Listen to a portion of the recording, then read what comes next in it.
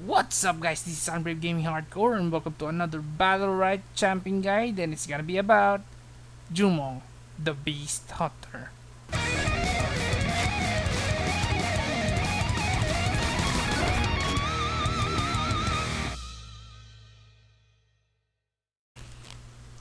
Alright, first I'm gonna be doing a brief explanation of the skills, then the battle rights, and of course the strengths and weaknesses, and probably some of my own opinions. Yeah, what are we waiting for? Let's do this! Okay, we're gonna do this different, and I'm gonna explain the frequently used skill first, and that is Rain of Arrows. This skill deals damage on an area and inflicts Seeker's Mark on enemies, and that's the reason we're starting out with this skill.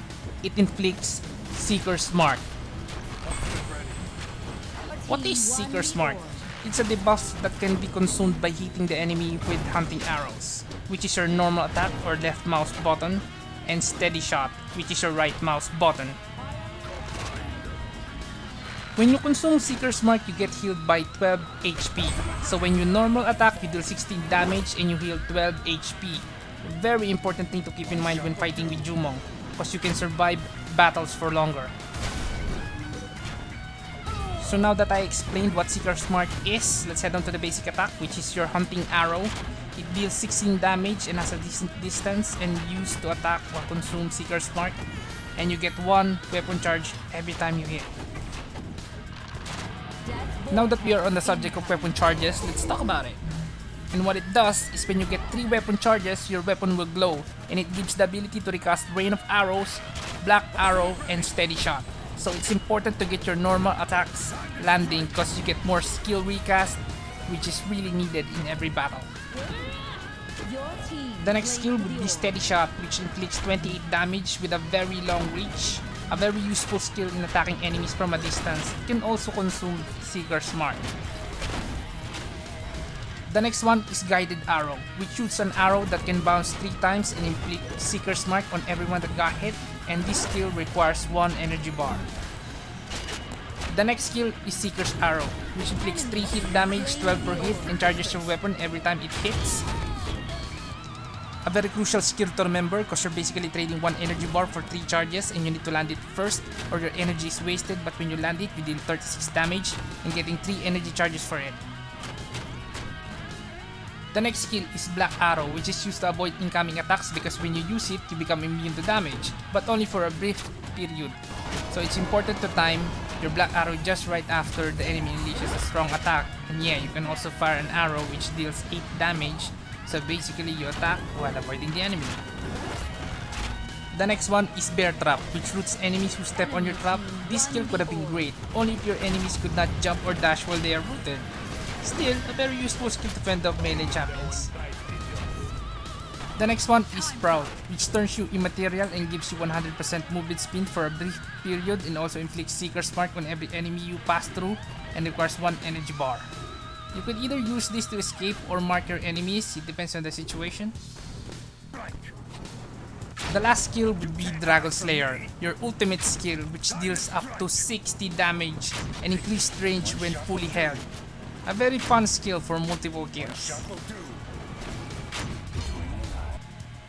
Now that we're done with the skills, let's talk about the battle rights.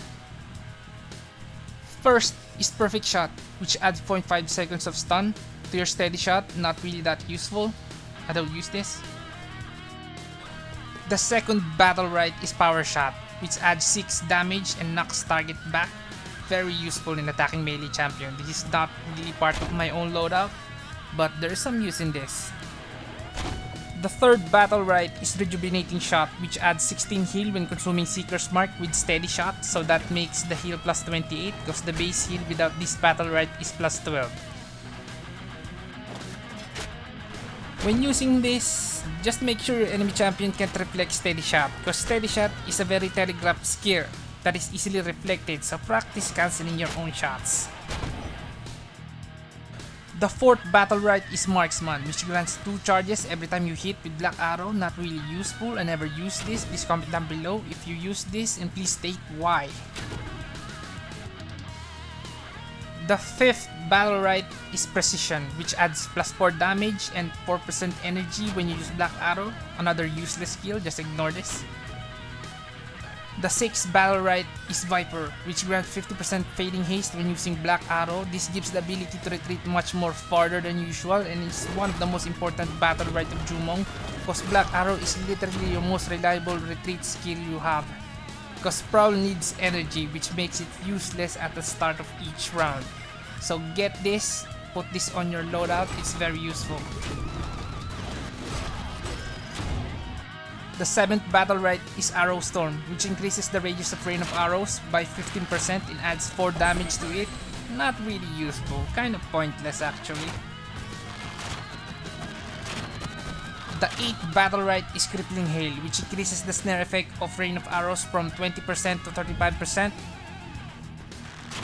I can see the use of this when you want enemies to walk more slowly when getting hit by rain of arrows. This is optional because most melee champions can jump or dash while being snared anyways. That makes it kinda it's like nothing happened, because for example, Raygun can just jump or dash towards you, and by the time they're jumping or dashing, your snare effect is over. Not to mention, he can also shoot you with his ultra long range sword attack. The 9th Battlerite is Deadly Trap, which adds +4 damage to your attack when they step on your bear trap. Another useless Battlerite. The 10th Battlerite is Disabling Trap, which reduces damage and receive the healing by 40% when you get caught by bear trap. Ignore this, cause the next two Battlerite for bear trap is the best for it. Which brings us to the 11th Battlerite marked Prey, which adds Seeker's Mark to your enemies when they get caught by bear trap. A very important Battlerite because inflicting Seeker's Mark can help you last longer in the battlefield.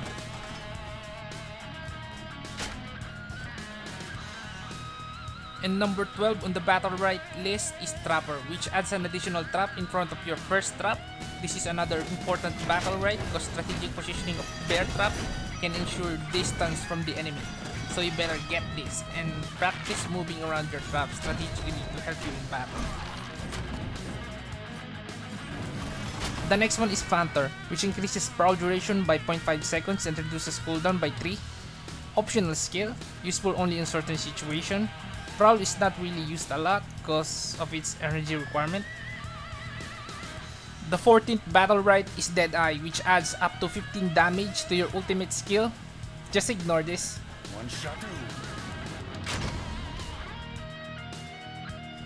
The last Battlerite is Death Mark, which adds 4 damage every time you consume Seeker's Mark. This is one of your most important Battlerite because managing Seeker's Mark is what Jumong is all about. Because if you're not successful in fully utilizing Seeker's Mark, you're not gonna be a successful Jumong. Which is usually the mistake of new Jumong players because they think all they do is just shoot rain of arrows from afar and just steady shot and call it a day. No. Jumong is one of the best one-on-one champion out there, but suffers when it becomes 1 versus 2. Especially if one of those champions is melee and your solo queue teammate is just invisible and just waiting for a kill steal. Now that we're done with the Battlerites, let's talk about the strength and weaknesses. Let's start with the strengths, and we have a few. One of those is high damage from afar. Not really much to say about this, it's pretty obvious that you can spam rain of arrows easily and follow it with steady shot. And also, Jumong is one of the best 1 versus 1 champion out there. You just need to inflict Seeker's Mark and consume it every time. That's the key. And if you're not successful doing it, just keep trying until you get used to inflicting Seeker's Mark and consuming it. Now for the weakness, and we also have a few. One of those is the lack of retreat skill or counters. You can argue though that he has Prowl, but I promise you, when the time comes that you need to use Prowl, you most likely don't have energy to use it anyway. The other one is Steady Shot, which is undoubtedly one of the weakest right mouse button skill. They should change this or improve it. Now that we're done with all that, what do I think of Jumong? Jumong is a very strong one-on-one fighter, and the problem is, Battlerite is an Arena Brawler, and you're most probably up against two champions while your teammate don't realize Jumong greatly suffers from being outnumbered. You can argue that you can do 1v3. Yeah, most of us can. If you're fighting 3 casual players that has no idea what they're doing. On the last note, I think they should be careful on increasing Jumong's abilities, because it can easily become one of the most overpowered champions out there. But I do agree, right now, it's obvious that he lacks one reliable retreat skill. No energy required, and I'm talking about Brawl. They just need to remove the energy requirement and Jumong is fixed. And they should leave it at that. And guys, please look at the description for changes. They are gonna change stuff in this. Of course, this is not the final version of Jumong. That's it guys. That's my Battlerite Jumong guide. Hope you guys like it. Please comment down below and share. And this is Andre of Gaming Hardcore. See you in the next one. Constellations confluence.